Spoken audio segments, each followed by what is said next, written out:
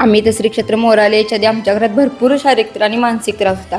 आजीला, मला, भैयाला, आईला तर माझ्या फिनोबार्बिटॉल 16 डिग्री म्हणजे रक्तप्रवाहाची गोळी चालू झाली. त्रास काय तिला असा नव्हता, तिला त्रास 15 दिवसालाच व्हायचा, महिन्यातनं 2 वेळा. नंतर दवाखान्यात दाखवलं, डॉक्टरांनी सांगितलं की ह्यांना गोळी चालू करावी लागेल.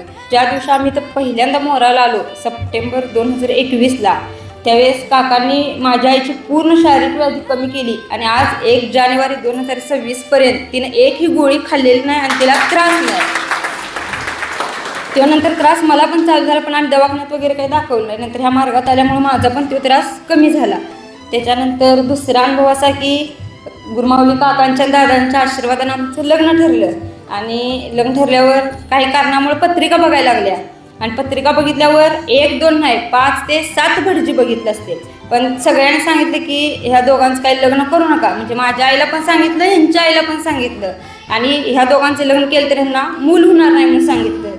पण नंतर महाराजांच्या कृपेनं आणि गुरुमाऊली काकांच्या दादांच्या आशीर्वादानं आमचं लग्न झालं आणि 1 वर्षात कन्यारत्न झालं.